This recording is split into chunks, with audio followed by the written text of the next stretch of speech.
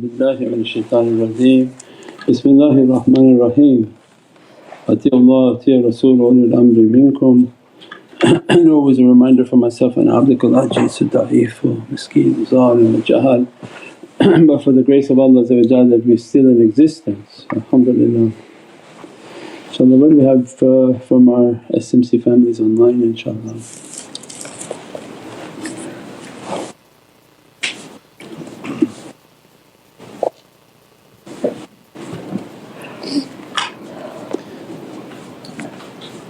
As-salamu alaykum Sayyidi. Wa alaykum as-salam wa rahmatullah. Sayyidi, how do we gain more focus in salah and our daily zikr practices? Many times I force myself to focus on the meaning of the words midway during the prayer. InshaAllah, the tafakkur and the muraqabah, I think we talked many times on this subject, so people must be new.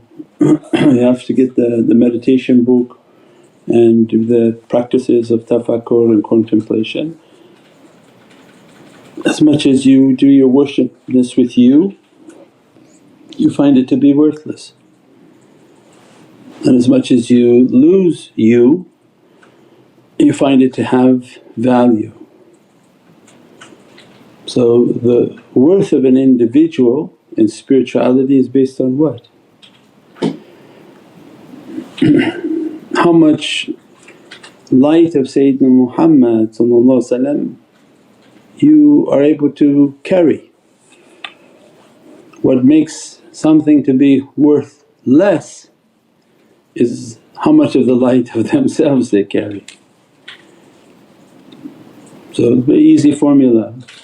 In life my value in Divinely Presence is based on how much of the Muhammadan light I carry.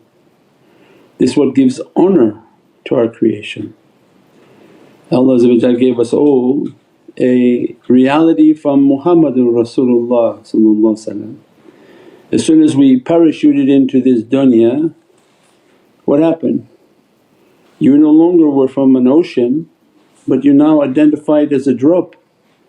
So it means that's your nafs, that's our nafs, that's not our reality. Our reality is from Muhammadun Rasulullah, inna lillahi wa inna ilayhi raji'un. From that reality we came and to that reality we are returning. So once we begin to think, oh no, I'm a drop. As-salamu alaykum wa rahmatullahi wa barakatuh. This is Shaykh Nurjan. Thank you for watching the video that you're watching. InshaAllah, if you're happy with the content and happy with these programs, please support the button below. The programs that we have for our orphanage repairs, our water well, Give the Gift of Life, our mobile food vans. We have now 5 vans: Vancouver, Chicago, Los Angeles, Pakistan. There's many programs that reach thousands of people and rescue foods and give those supplies to people in need. Your support is greatly appreciated. Also, be so kind as to leave loving comments and please share the stream. Every bit counts. As-salamu alaykum wa rahmatullahi wa barakatuh.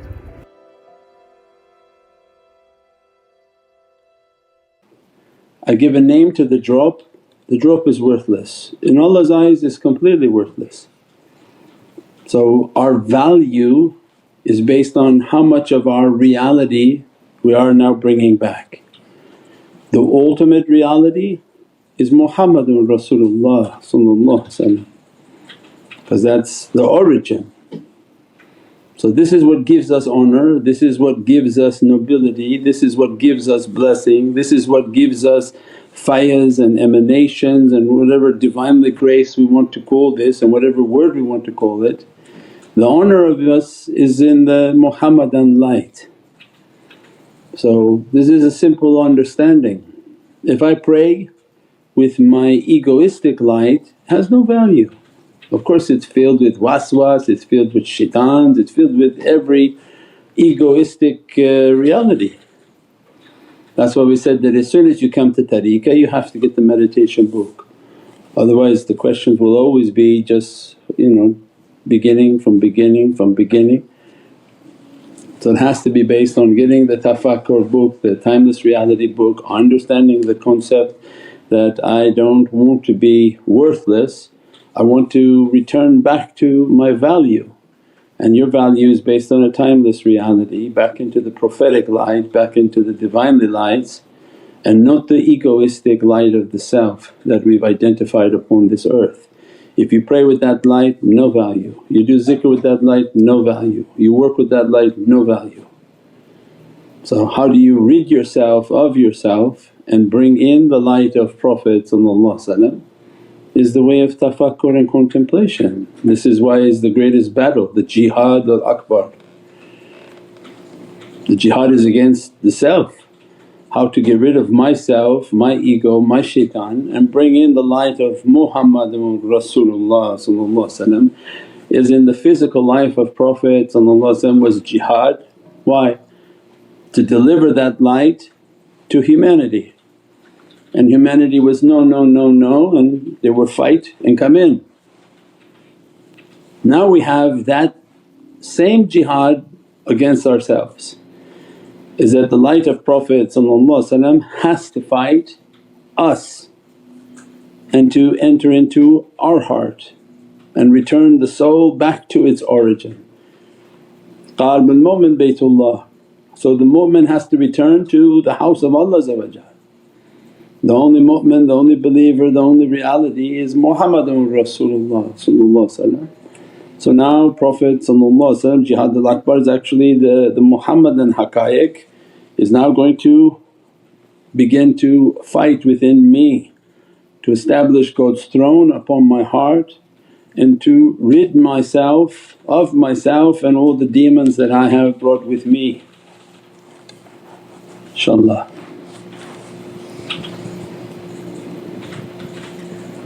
As-salamu alaykum Sayyidi. Wa alaykum salam rahmatullah. We have some of these questions from emails that we receive. I think you have answered this question. The question comes as, how does one can come to terms and accept and be satisfied that we are nothing and we will never be anything?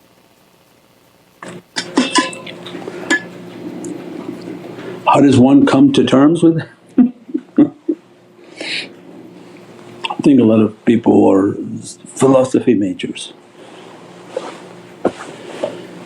If in our lives you understood the binary code, as a result of binary code you're able to enjoy your telephone, you're able to use your computer. Prior to binary code, what was available for you was a pen and paper, old school. So how do you come to terms with what has opened upon this earth is the same way that you come to terms with the worthless self. Rid yourself of your nafs, don't use this word self from the West because it's deceiving. Replace the word self and repeat your question with your nafs, not self. How do I rid myself of my nafs? How do I know that my nafs is worthless?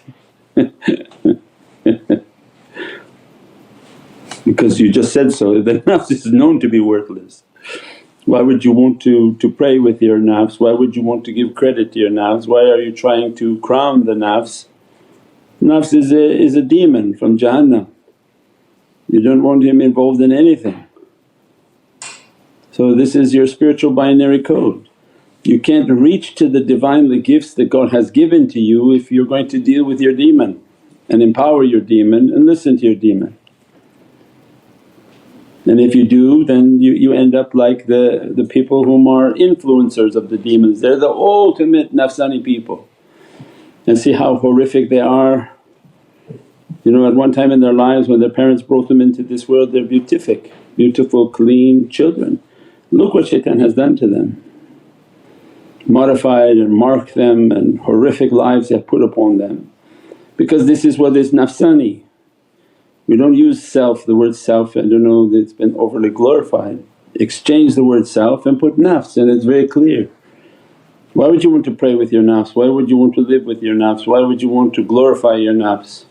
So the path is based on destroying the nafs. How? You get the meditation, do the tafakkur, make the contemplation. You need somebody to help you in your fight, so you need a shaykh. But your shaykh has to be with you all the time, so you have to do your meditation, your tafakkur and your contemplation. You have to build the relationship with the shaykh. That's why you have the email, the knowledges, the broadcast, is to build and develop that relationship, that I resonate with the shaykh. When he speaks I understand what he's talking about. We said before, if when we speak your heart is not connecting, not resonating, go to the next person, don't waste your time. Because the heart has to resonate. This is not something you convince yourself, this is not something you try to rationalize with yourself. You say, no, when he speaks my heart understands what he's talking about. And that's what it meant by listening to the heart. And others when they speak and say, I don't know what this guy's talking about, run, you have nothing to do with them. So you go to where your heart is resonating and connecting. It's nothing by force that you, oh, I have to listen to him, I've been told I have to, no. Your heart is not resonating. So you go to where the heart resonates and then you lock into your connection, inshaAllah.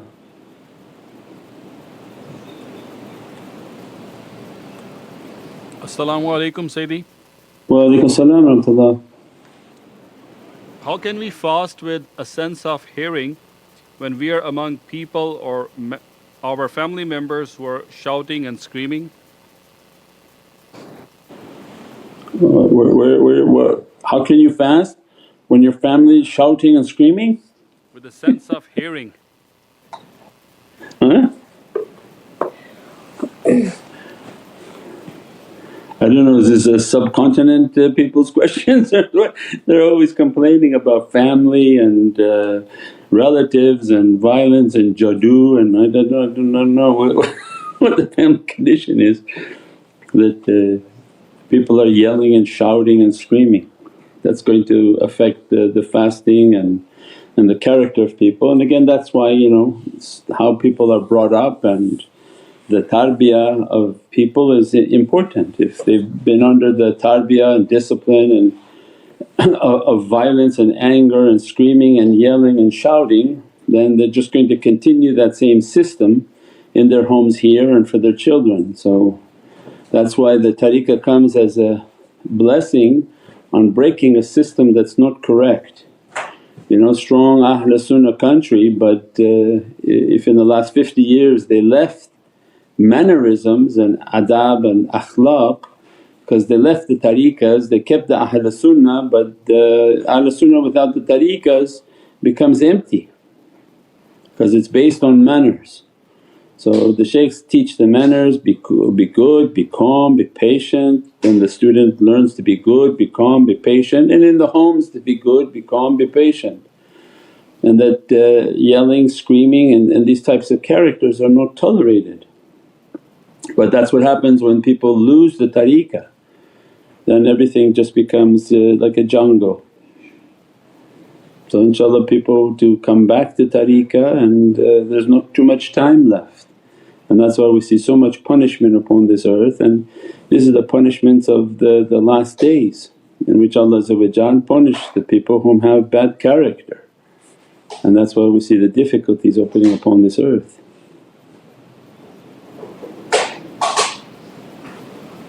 As-salamu alaykum Sayyidi. InshaAllah. As-salamu alaykum Sayyidi. Alaykum salam wa rahmatullah. Sayyidi, can you please elaborate from yesterday's sohbah? You were speaking about the salawat and faith. You mentioned you will elaborate today. Salli alayhi wa sallam. Maybe tomorrow.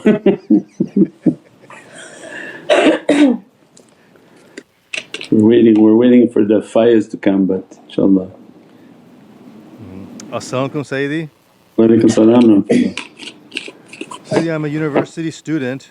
I always find peace and immense ecstasy watching and following your holy appearance. Sayyidi, you know everything about the current situation all over the world. As a young one I have to face Salafis, atheism and bigotry at the same time in our society.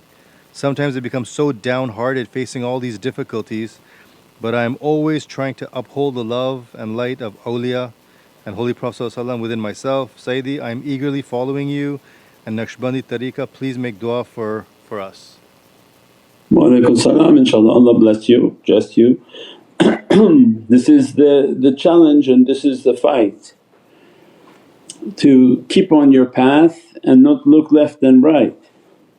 So if you're seeing like a racehorse, they put the blinders on their eyes because racehorses they get spooked very soon, very easily.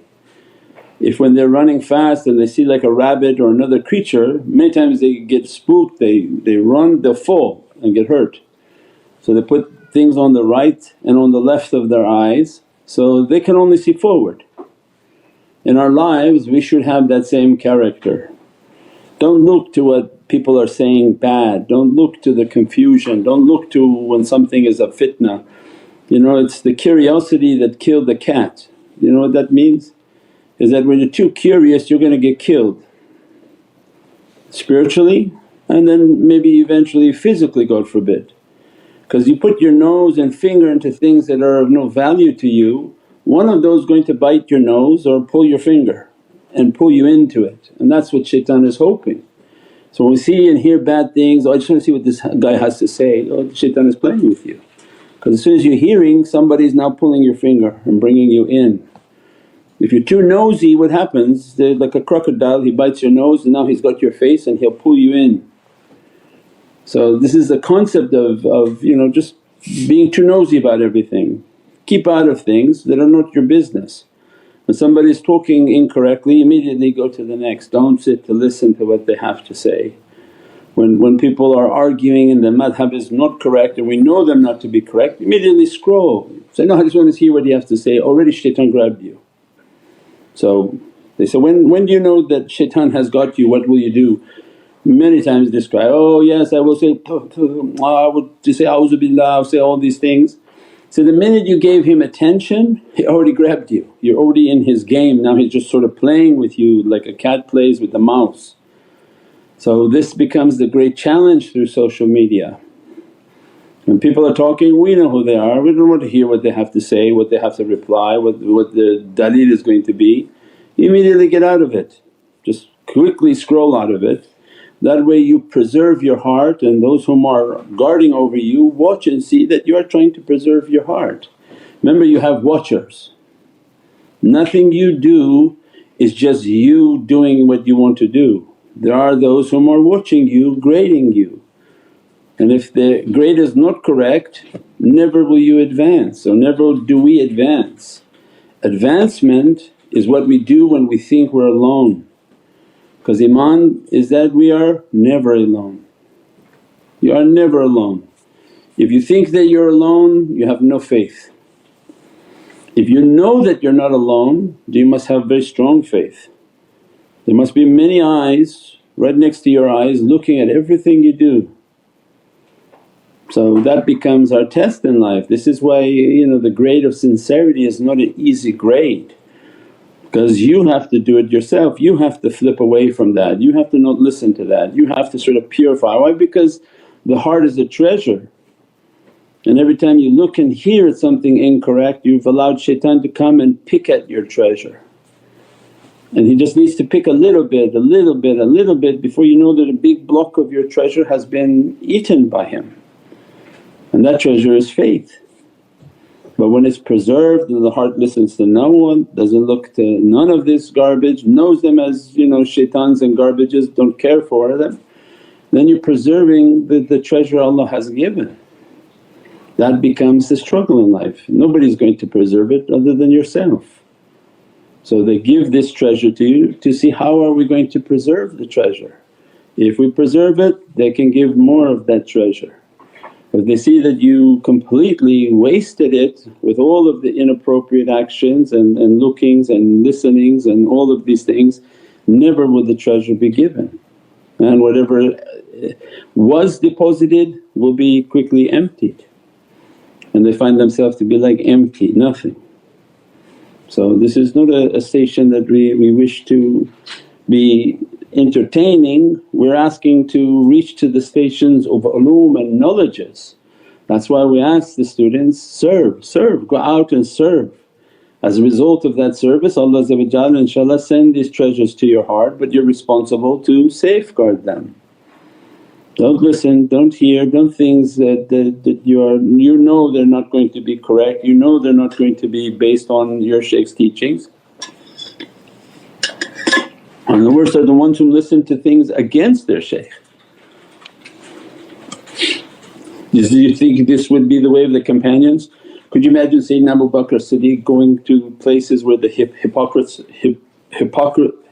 hypocrites were residing and then sit with them while they talk bad about Prophet, or he would have killed them? Do you think any of the companions would sit with other hypocrites and listen to how they would talk bad about the Prophet in their presence? No. So this is the established character of sincerity. So we safeguard the self, we safeguard the heart. This love we have, this way we have, it has to be safeguarded by eyes, by ears, so that it blossoms and the treasure blossoms inshaAllah.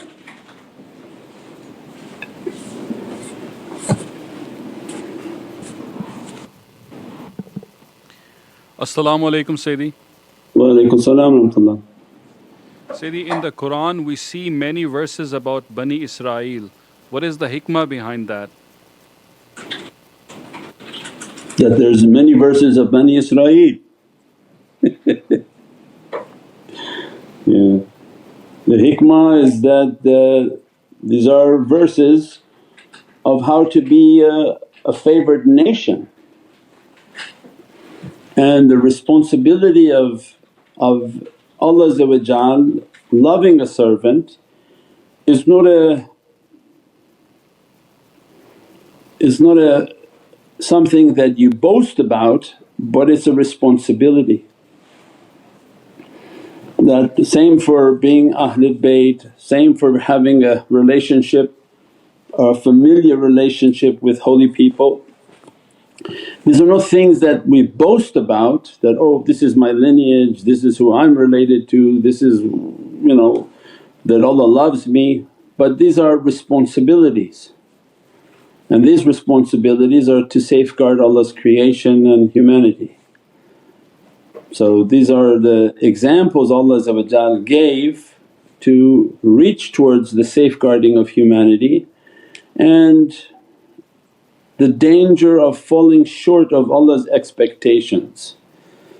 And that's not something easy and something good. If Allah doesn't expect anything from you, then the punishment is far less. But if Allah expects something from you and you fall short of it, then you can imagine the amount of accountability that you will be held to.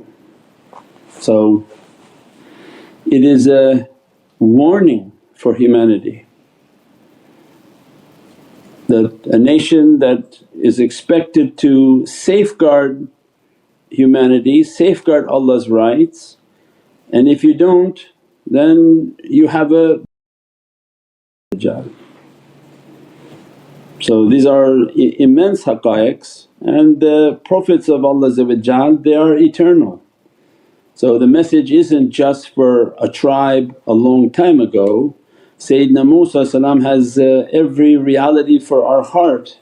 If we study the levels of the heart, he has has an immense eternal reality based on the heart of the servant. How to carry the covenant of Allah, how to carry the speech of Allah, how to open the faculty of hearing of the Divine, the Presence. So everything that you attribute to the realities of Nabi Musa, then you read the levels of the heart, it's still applicable now. So it means for us to understand that Sayyidina Musa has to come into our lives and to teach us and begin to open the servant's heart and to become somebody whom is kalimullah, the one whom hears the reality. And we said before, that is the reality of hearing Sayyidina Muhammad, because the one whom speaks for Allah means is the holy tongue of Sayyidina Muhammad. What Sayyidina Musa was hearing, he was hearing the voice of Prophet speaking to him.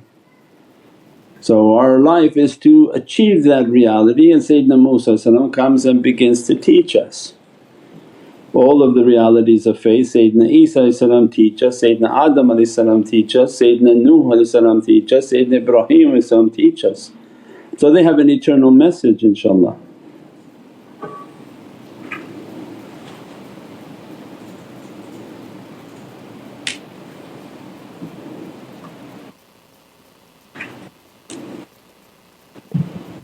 Assalamu alaikum Sayyidi. Wa alaikum salam wa rahmatullah. Sayyidi, does every surah in Qur'an have a special name of Prophet ﷺ? As a special name of Prophet, I don't know. I can't say no or yes to something that Allah may have a name, a special name of Sayyidina Muhammad upon everything. But it's a surah, that the surahs of Qur'an is a face, 114 faces of what we know of this Qur'an on this earth. Kitab, what it has of the reality, and is something completely different. But 114 of these surah face in which the servant is to direct themselves to the face, because the face never perishes. And everything that the face spews or puts out are signs of Allah, are what we call ayah and signs. So for the immense haqqaiq and immense realities, then that's why the love of Prophet, the connection to Sayyidina Muhammad is so essential for the reality of the Qur'an to read the servant and begin to open its realities upon the heart of the servant. So imagine then everything is by that fayaz, and that was in the tawajjuh, and all of the 6 powers of the heart that were described is based on this reality, that you have to make the connection. With the connection then you have the tawassul and connecting to the holy face. The face of your shaykh is a reflection of the face of Sayyidina Muhammad. And then tawassul is what's going to be conveyed from that face to your face. So from the Divinely face, Qur'an, to the prophetic face, Qur'an is coming. From prophetic face to the ulul amr face. Our life is to connect with their faces. As a result of connecting with their faces, this is the reality that never dies, because from their face is coming now the eternal dress of that reality and the blessings, inshaAllah.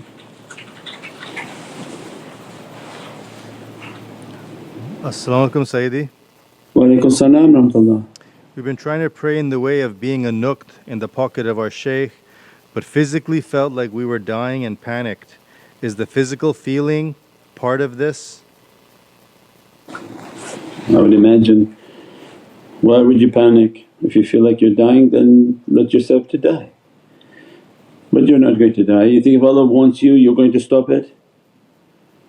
If tomorrow you say, oh I did this and I feel like I'm going to die, you think you stop and the angel of death says, okay no problem, we stop. No, it's just shaitan putting a fear on a servant. Nobody's going to die unless Allah wants them to die, and if Allah wants you to die you're not going to stop the death. But shaitan is not happy when people do tafakkur, do contemplation, and begins to come with fear. And fear is the opposite of faith. So that's why we tell ourselves, oh Allah doesn't want me now, otherwise it will go, and if He wants me I'm not going to stop that. But I have to face my fate and continue to do my tafakkur, do my contemplation, and there is nothing to fear but fear itself. That know that shaitan is there, he's upset and he's bringing about this sense of fear. People close their eyes at night, become scared, they want to sit and meditate, become scared, want to sit and pray and the prayer becomes strong and they become scared and they say they will stop. Why do you become scared? That's what you have to overcome, inshaAllah. There's nothing to be fearful of. If Allah wants you, you're going anyways, you won't stop it just because you stopped your tafakkur. As-salamu alaykum Sayyidi. Wa alaikum salam wa rahmatullah. Ramadan Mubarak. Ramadan Kareem, alhamdulillah. Sayyidi, I'm having some daily nightmares in Ramadan. I'm wondering if you would consider speaking about it. Yeah, based on the energies, based on the practices, you become more sensitive to all of the negative energies around. People who live in apartment buildings, your energy now is all over the place. So people who live in condominiums is different, people who live in homes with lots of people. You know that an example is that some person may have a pet and they have a home, big home, and their pet is very sensitive to sound. So when somebody's walking, the pet is making lots of noise, growling, screaming, because it senses noise and has a sense of protection and doesn't allow any noise to come around.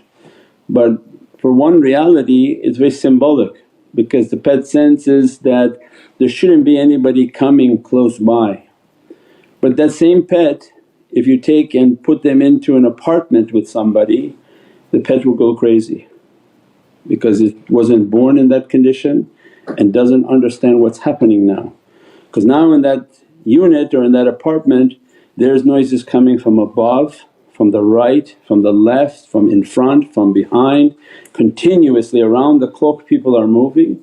It's not used to all these energies coming around and it goes crazy. They say it can even have stress disorders and difficulties. But that was just for somebody to see, oh what's this pet going crazy like this, because never used to having so many energies and bodies in every direction, sort of feel like the predator is coming towards them. Imagine then what the human is going through, but they're kind of numb to everything. So when people move and live in places, they are receiving or sensitive to every energy. Your own energy, you built it, you cleaned it, you pushed away many difficulties. All of a sudden a crowded home environment means everything that people are doing in the home is creating energies, those energies are now coming towards them. Because energy, negative energy comes towards positive. Now you put that person in an apartment building with 300 people, 300 different energies are now focusing on this one light bulb because this is the only positive energy in this environment. So again, more attacks, more difficulties, more trying to come towards that light and towards that reality. That's why it becomes so important to put the ta'weezes, put the lights, put the practices and build oneself, build the strong enough connection to the shaykh, strong enough in your recitations and practices so that your soul's energy begins to push things away, so that your creatures, your family and your loved ones sort of have a safe environment. So these are things that have been taught, but now because of the negative time we live in is becoming very real for people because they're not going to hide themselves anymore, they're going to start showing themselves. And this is a part of the system, that's why we taught people. They said that right before the Eid of Ramadan some major eclipse is coming, and that eclipse that's coming they say, oh it's coordinating with some other difficulties, so they want to release the National Guard and the armies upon the street. Don't know what that means and what that signifies, but these are times in which many difficulties were open upon this earth. And the people of the book, they keep propagating different messages on social media that these are the days of darkness, 3 days of darkness, 3 days of darkness, and they read verses from their books that don't open your doors, close your windows, never open your door because the demons will be out. Well this Shaykh, Grand Shaykh Abdul Faiz Dagestani Qaddasallahu sirruh been teaching that for 50 years. It just came to your mind to close your windows. Don't open your doors after Maghrib, he says when the darkness comes don't open the windows, don't open the doors because very bad evilness is coming, what they say. But alhamdulillah for the nation of Sayyidina Muhammad that it's their Ramadan. It's right before the Eid of their Ramadan in the Qadr nights. So if something of this nature is coming, then alhamdulillah Allah for His favoured nation has put them into siyam and fasting. So this is their protection, these are the ta'weezes that have been sent, these are all the practices have been administered and taught to people. And maybe one day people will understand the importance of these practices, especially those Wahhabis making these awful comments that Allah knows who they are and the comments that they made, and let's see if they need a ta'weez one day and if it will be made available to them. Or maybe they're just going to be eaten and bitten by these things. Because you live by what you say, right? People are their worst enemies. The way they've talked, the way they've commented, the way they've mocked and ridiculed the path and all of its resources that are gifts for people. Only in the time of difficulty will people know what was made available to them and what they mocked and what they say they didn't need. Now see how they can be helped from these types of difficulties. But people of the book are preparing for something, inshaAllah. As-salamu alaykum Sayyidi. Wa alaykum salam wa rahmatullah. Sayyidi, so if someone is attacking our guide or loved ones, shouldn't we try to defend them to stop the fitna, or just best to leave it alone? No, leave the barking dog alone, just don't listen to it. Once you engage in it, now you're barking with the dog. So best to walk away from it, block it and understand these are sick people. Especially if the tariqah people start to say all sorts of fitna and bad things, again that goes back to the sign that they're not really tariqah people. You know, they say they joined the tariqah but they don't have any manners. So these are just signs to see who has bad character, walk away from bad character, block it and keep posting like crazy so that you can identify all the crazy people out there. They don't like it, post to 10 more people. So this is a mercy. So who likes it, who needs it, Allah will send to whom is necessary to understand and to have. And those that don't, they be punished by their own words and their own character. Because what are they going to have after they mocked all of these things and they see something in their living room? Let's see how they're going to get rid of it. Maybe then they'll believe in madad and call for something. Allah has an amazing way to motivate people.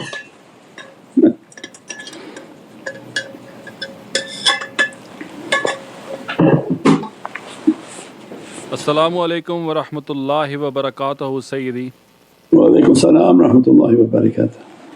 Please forgive our ignorance, but today we saw that the Uganda scammers are stealing the content from the shaykh.ai posts and claiming them as their own, removing the copyright and adding links to their own charities.